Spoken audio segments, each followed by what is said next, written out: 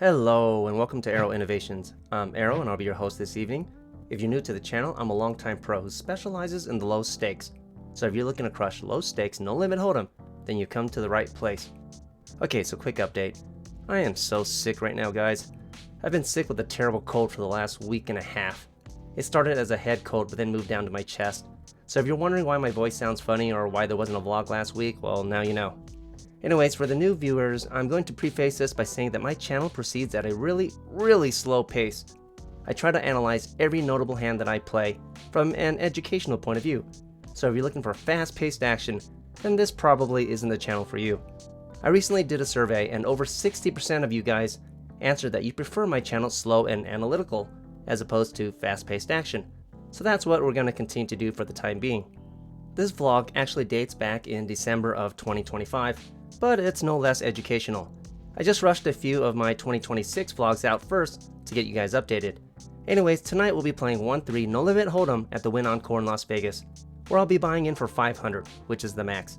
It's Friday morning on December the 5th. We start the session at 1:32 in the morning. A few minutes into the session, under the gun opens the 10. The +1 calls. When I look down at pocket jacks in the cutoff.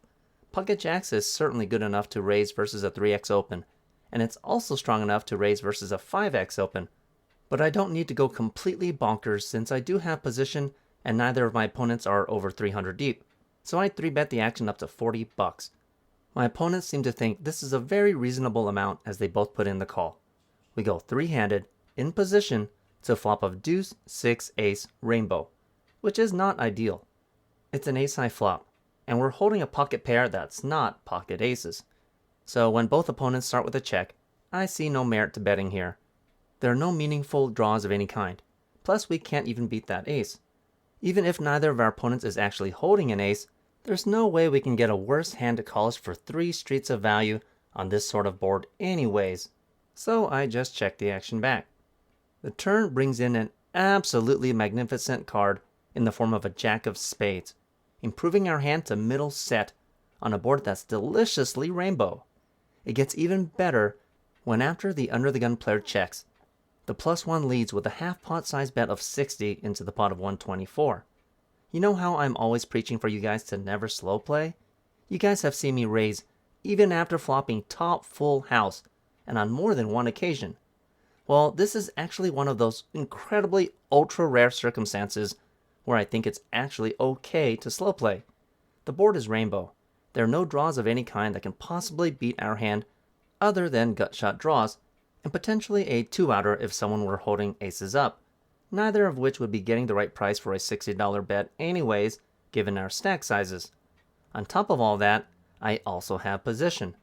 I actually wouldn't mind if the under the gun third wheel sticks around, so I only just smooth call, but unfortunately under the gun folds anyways. The river brings in a 10 of hearts. King-Queen makes the nut straight, but our opponent should never be holding King-Queen in this spot. So when he goes all in for about 170 or so, I make the snap call. He tables pocket 6s for a flop set, but we hit the miracle 2-outer on the turn to cooler him for his entire stack. Okay, so quick lesson time. Our opponent played his hand perfectly fine, and for him this is just a setup hand. However, I could have easily made a mistake here. You might have noticed many of your favorite vloggers c-bet on ace-high boards, regardless of their handholding. Some will even spout off the nonsense that they will c-bet on ace-high boards with 100% of their hand range. I'm here to tell you that that's complete nonsense. If my hand has equity, like for instance here with pocket jacks, why the heck would I want to blow myself off of that equity with an irrational c-bet when I can easily see a free card, improve if I'm up against a better hand, or simply just reevaluate after the turn and get 2 streets of value out of worse hands. Like for instance, if I had c-bet here in this hand, there's a good chance I might have faced a check raise from that set of 6s. Then I'd be forced to simply just fold, and would never get to see that jack on the turn that completely changed the dynamic of the hand. Anyways, that's just my 2 cents regarding ace-high boards when you're holding a pocket pair that's not aces. Only a few minutes later, I look down at pocket aces in the +1. Pocket freaking rockets. The Jason Statham of live-action poker. I've since discovered that this table is loosey-goosey, so here I decide to limp, fully expecting someone else to do the dirty work for me. Limp raising with pocket aces in early position like this is generally considered a pretty amateur move since your hand will be pretty face up. So I generally don't utilize this maneuver when playing 2-5, but I think it's perfectly fine for the 1-3. What I notice is that 1-3 players are very often hyper-focused on their own 2 cards and generally aren't paying as much attention to what other players are doing. My plan works out perfectly when the middle position raises to 15 and the hijack calls. When the action folds back around to me, I definitely plan on limp raising, but I need to decide on a price tag that will give my opponents a bad price in case they were trying to set mine.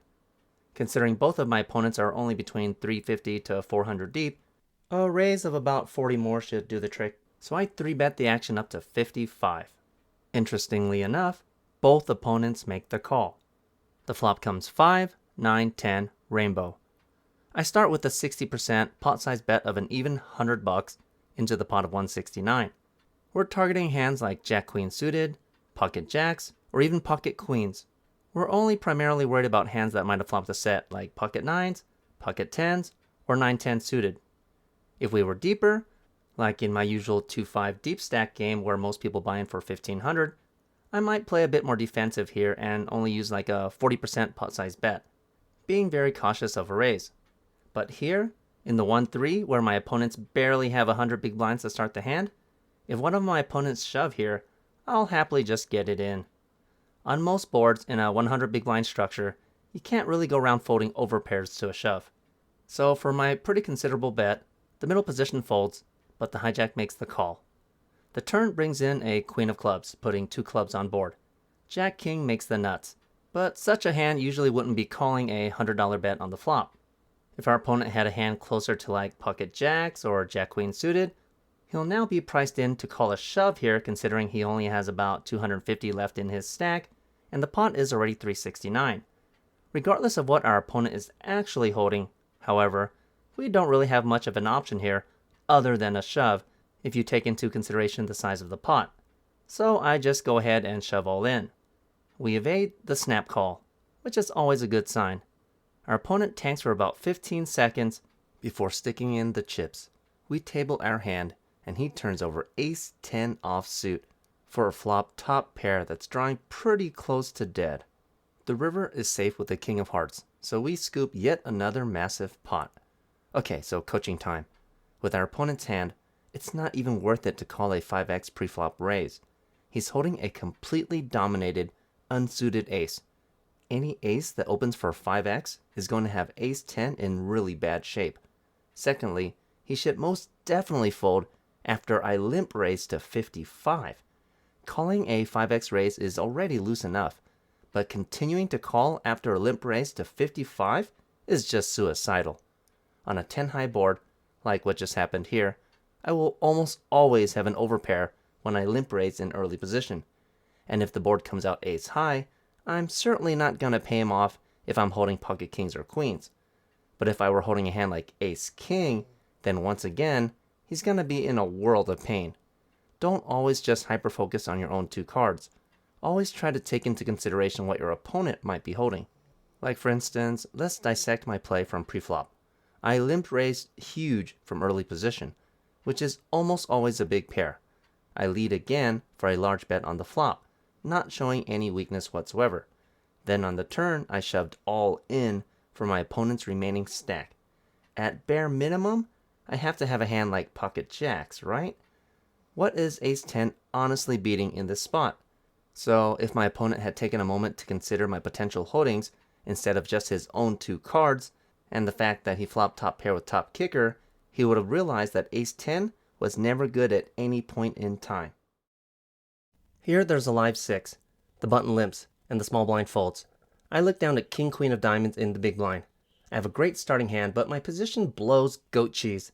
So I need to select a large enough size to make up for this inconvenience. I raise things up to 33. The straddle folds, but the button calls.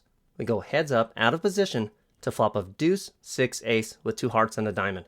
We don't flop anything whatsoever. However, an ace-high board is pretty darn good for our range. So I start with a down bet of 25 into the pot of 73, which is barely a third pot size bet. My aim is to try to cap our opponent's range. If he flopped a set or 2 pairs with ace-6 or ace-deuce suited for instance, he'd be very inclined to raise such a small bet, especially considering there's 2 to a suit on board. Our opponent makes a pretty quick call instead, so we can most likely rule out such a strong hand at this point. The turn brings in an 8 of spades. Okay, now we have a couple of options. We can either give up on the hand and cut our losses, or we can size up and try to take the pot down by the river. We could try to represent hands like ace-king or ace-queen. Our opponent is much less likely to hold strong aces in his range considering he only just limp called on the button. Since I really hate giving up, I decide on option B and shoot out a second bullet, but for 75 this time. Unfortunately, this plan completely backfires as our opponent shoves all in with a stack of about 450. Okay, obviously holding king high, I can only fold here. But if I really were holding ace-king in this spot, I think I would still fold. I mean, what value hands are we really beating? We're beating hands like ace-queen and ace-jack. Oh, and we're discussing in this imaginary situation if I were actually holding ace-king and not my current hand holding only king high, by the way. But I think one pair holdings like ace-jack or ace-queen would be pretty suicidal to shove a huge stack like 450 here, because he'd have to be worried that we actually are holding ace-king. So what hands are actually more likely? I think a hand like 6-8 suited, ace-8 suited, or maybe even a super slow played set. So yeah, thankfully this was an easy decision for me, but I think I would still have to fold ace-king if that's what we were holding here. About 10 minutes later, we've lost a few players, so the table is currently only 6-handed. Here the hijack limps. I look down at 9-10 offsuit in the cutoff. This would just be a fold if my position were any worse, but I think it's alright to make a loose call in late position, especially when the table has gotten quite a bit shorter, so that's what I do. The small blind ends up calling as well, and the big blind checks. We go 4 ways in a limp pot to flop of queen, 5, 9, rainbow. We flop middle pair with a decent kicker and a backdoor straight draw. The action checks around to me. An argument could be made to bet here with my middle pair since I do have position, and you will very often see me make such a bet, probably about half the time. But here I decide to just check the action back. The turn brings in a 10 of diamonds, putting 2 diamonds on board. We improve to middle 2 pairs, which may or may not be a good thing. Jack 8 makes a straight, and Jack King makes the nuts. This time, when the action checks around to the hijack, he shoots out a pretty big overbet for 20 into the $12 pot. This is a pretty disconcerting bet. He's exuding massive strength. Now, before you zoom in on the fact that we just improved to 2 pairs, you might be thinking that we should probably raise here, but I challenge you to think about what our opponent might be holding instead. We lose to a slow played set of 5s. We lose to a slow played queen 9, or maybe our opponent just turned top 2 pairs with queen 10. We also lose to both of the straights as well. Alright, now let's consider what sorts of hands we might be ahead of that could be making this large of a bet. We beat the various combo draws, for instance if our opponent were holding hands like Jack Queen or Jack 10, and we also beat the backdoor diamond draw. And that's about it. So if you think about the types of hands we're beating versus the types of hands that we're losing to, I think we're actually losing to more hands than we're ahead of. So we need to proceed with major caution here. We can't fold 2 pairs to only a single $20 bet though, so I make the call, and the blinds get out of the way. The river completes with an ace of hearts. I would consider betting here for value if our opponent checks, but that does not happen. He shoots out yet another overbet, but for 65 this time. All of the draws have missed, so we're still losing to the same hands that we were losing to on the turn, and beating the same hands as well. If the pot were any larger, and I were facing an overbet here, I would probably just fold at this point. But 65 isn't all that large of a number to call to see what sort of opponent we're up against. Listen to the original audio to hear what I think my opponent actually has here. And you really have a straight? Okay, so I put in a dejected call, and surely enough, my opponent tables Jack King of spades for the turn nut straight. What I want you guys to get out of this hand is that even though I improved to 2 pairs on the turn, I never lost sight of what my opponent might be holding. Unlike when I held pocket aces, where my opponent could only just think of his own 2 cards with the ace 10, you should always take into consideration your opponent's range for their bet amounts, as well as their range when they call your bets for the sizes that you choose. Alright, I just lost 2 decent sized pots, but there's hardly any time to shake off the losses when I get involved in this hand less than 10 minutes later. Here the cutoff limps.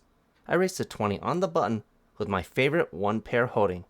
Oh yes, we're talking about pocket aces. Pocket freaking rockets. It gets even better when the small blind suddenly 3-bets me to 65 with a stack of about 300. Everyone else folds, so the action swings back around to me. Okay, so there's no reason to slow play here, especially when our opponent is this shallow. Since he is only 100 big blinds deep, however, we don't need to go egregiously large here to get all of the chips in by the river. Let's say our opponent is actually 1,000 deep here, and we have him covered. In that case, I would 4-bet here to about 180. But since he's only sitting here with $2 above 300, I put in an irresistible 4-bet to 135. Keep in mind that we have all pocket pairs dominated down to between 18 to 19%. Even a $70 raise here is pretty substantial when our opponent is only 300 deep. You need to always be keenly aware of your opponent's stack sizes when determining a raise amount. Our opponent deceives himself into thinking he's only calling for 70 more, so he makes the call. In actuality, he's pretty much pot committing himself because the pot is now 276 and he only has $167 left in his stack. So when the flop comes 7, king, 8, rainbow, and our opponent shoves all in, I make the quick snap call and let him know that we have aces. The turn brings in an undesirable king of clubs, and the river double pairs the board with an 8 of spades. Fortunately, our opponent seems pretty reluctant to show his hand, so I don't force him to and just table ours. As an amateur, you definitely don't want to show your hand until it's your turn, so you can gain some information on your opponents.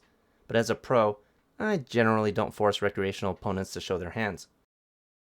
30 minutes later, our O table has since broken, so we've been moved to a new full table. Here, under the gun limps. The +1 raises to 10, which I recognize is an incredibly weak raise amount, especially considering the one limper. The low jack calls, when the hijack suddenly 3-bets to 40 with a stack of about 480. It gets even more interesting when the cutoff suddenly 4-bet jams for about 125, spilling his drink as he does so. The action folds around to me, where I'm holding ace king of spades in the big blind. Okay, so this is where a lot of context is needed. If this were a normal 1-3 game, I would probably just fold here. The cutoff is signaling insane strength that usually lands around pocket queens or better. Ace king, even suited, doesn't do very well against that range of hands.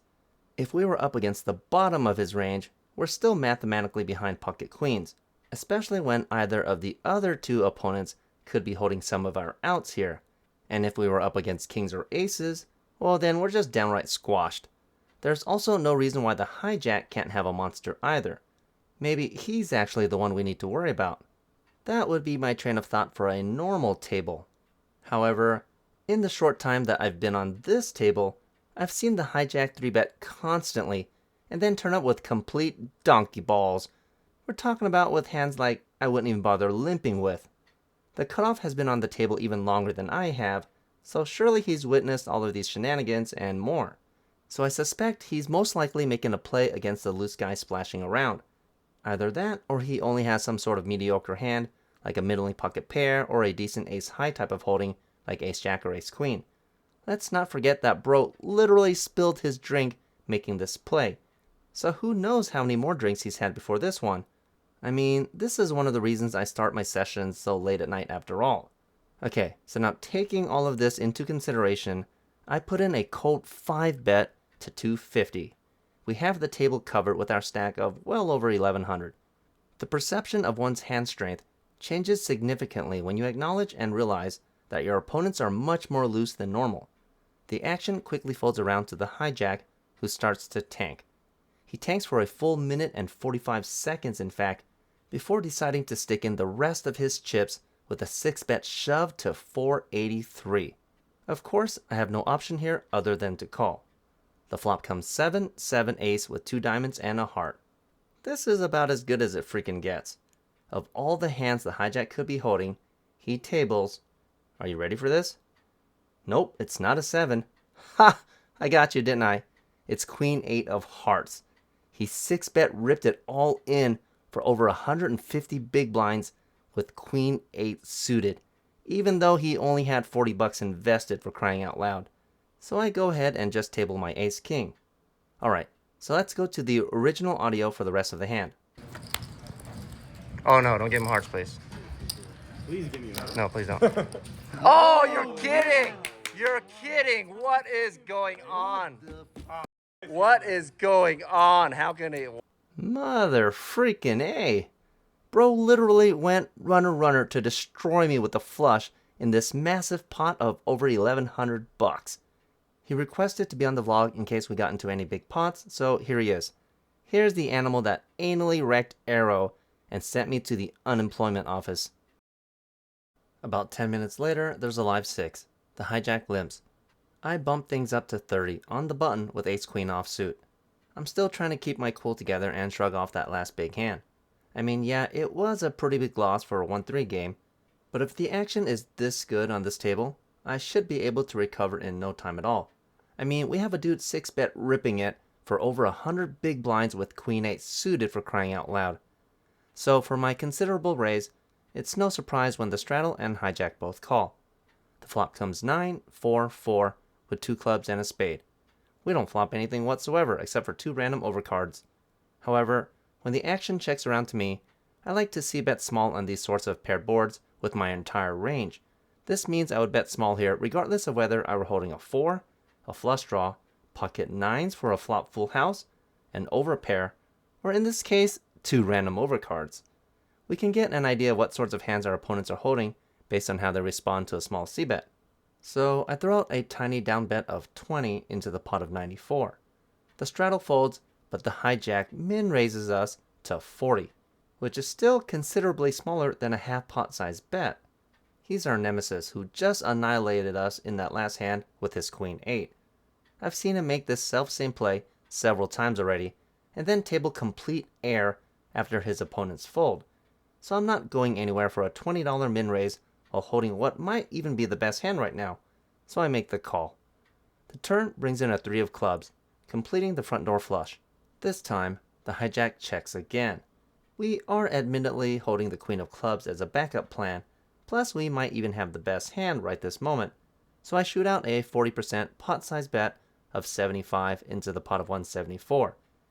If, as I suspect, our opponent really is just holding 2 random cards, this should be a sufficient enough bet to take the pot down. There's no need to go 8 bananas here. Surely enough, our opponent backs down and just folds, so we take this one down. About 25 minutes later, under the gun limps. I look down at my favorite hand to set mine with. Oh yes, we're talking about pocket aces. What the hell?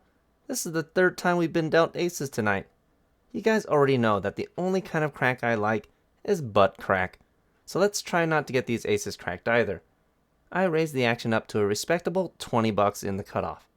The big blind and under the gun limper both call. The flop comes 8, 9, 4, rainbow. Big blind checks, but under the gun leads with a half pot size bet of 30 into the pot of 61, with a stack of about 430. It's our nemesis again, the man without fear. Since our friend here isn't the sort to back down if he flops anything whatsoever, I target his hand very specifically with an immediate raise to an even 100 bucks. It doesn't matter if he flopped a single pair or some sort of straight draw. Bro isn't the sort to back down. Surely enough, after the big blind folds, our opponent clicks us back to 200. I mean, in any other instance, and with almost any other player, we're probably never good here. Our opponent will almost always have a set, or top 2 pairs at the bare minimum, and we're not deep enough to try to set mine with only 2 outs, so this would just be a clear fold. However, against this particular opponent, we can never fold here. If he's got us beat, we're just going to have to pay him off. So I shove all in for the remainder of his stack, and he makes the immediate call. We table our hand, and he turns over 9 deuce of spades for just a weak top pair with the backdoor spade draw. The turn brings in an 8 of spades, and my heart starts fluttering. I'm like, oh my god, no way, please no, not again.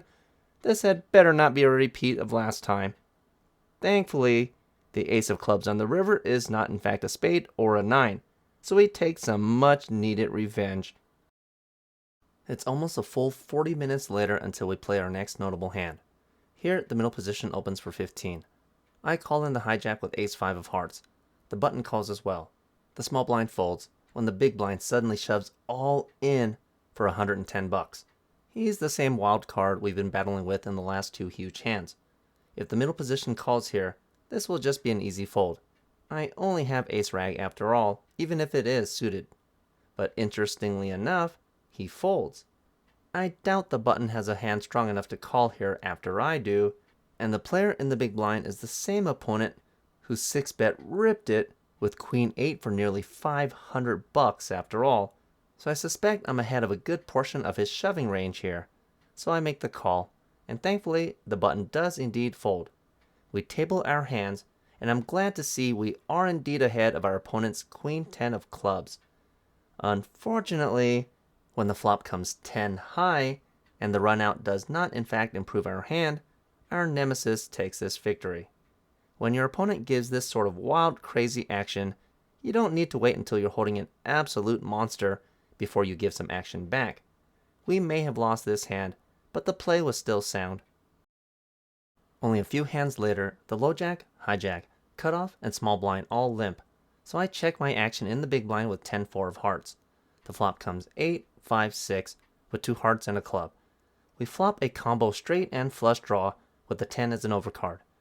Overall, this is a pretty magnificent flop.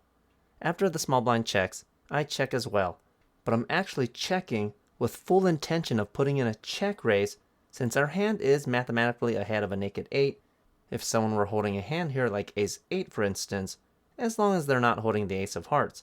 And even if they were holding ace 8 with the ace of hearts, then we're still only down by 2%. So it's still okay to play our hand aggressively. Unfortunately, the action just checks around. The turn brings in a 9 of hearts, completing our front door flush. This time, after the small blind checks, I lead with a full pot size bet of 15. We only have a 10 high flush after all, and need to start charging for the various higher flush draws, as well as anyone holding a 7 here. The low jack and hijack end up making the call, but the other two players fold. The river completes with a 7 of diamonds, putting a straight on board. This is actually an extremely good card. Our opponents might think we're trying to bluff here if we put out a really strong bet, since there's literally a straight on board. On top of that, anyone holding a 10 here, or better yet, 10 jack, makes a higher straight. So I lead with another full pot size bet of 60.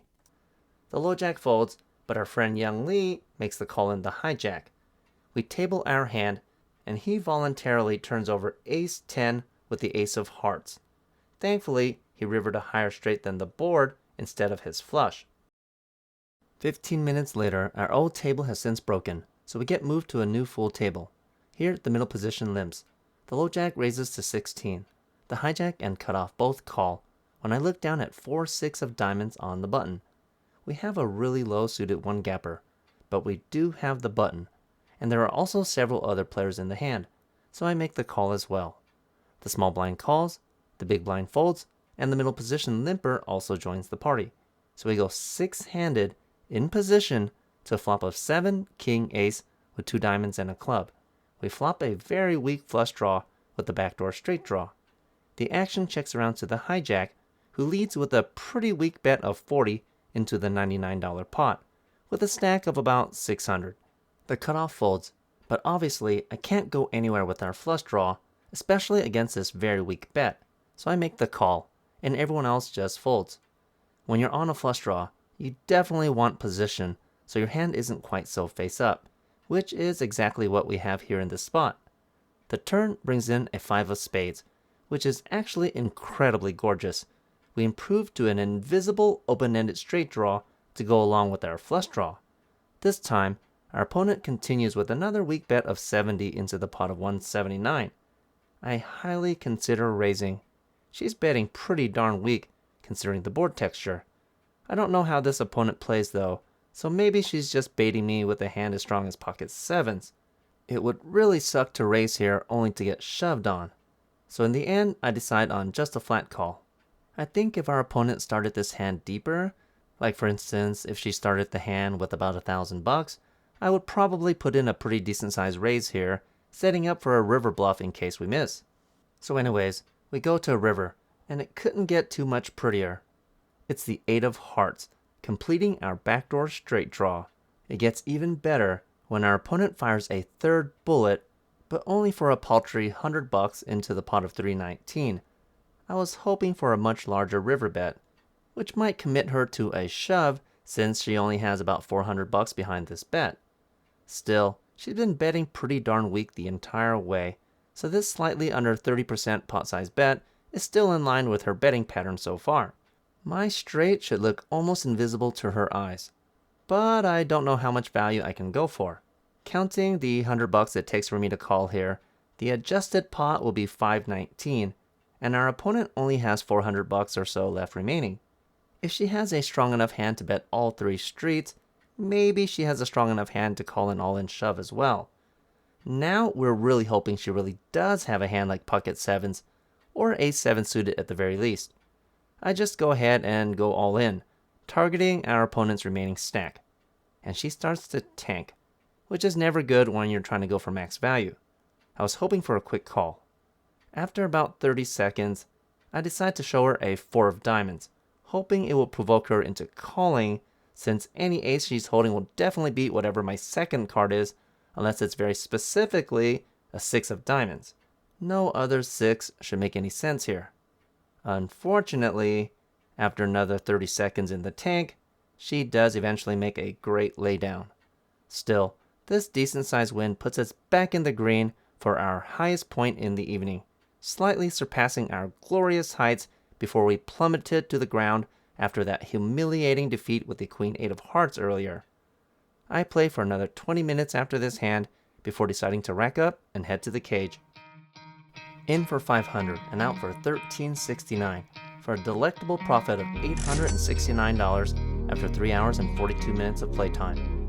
If you like what you saw today, please don't forget to smash that like button. Hype this video if you can. Subscribe to the channel for more tips and tricks on how to crush low stakes, no limit hold'em.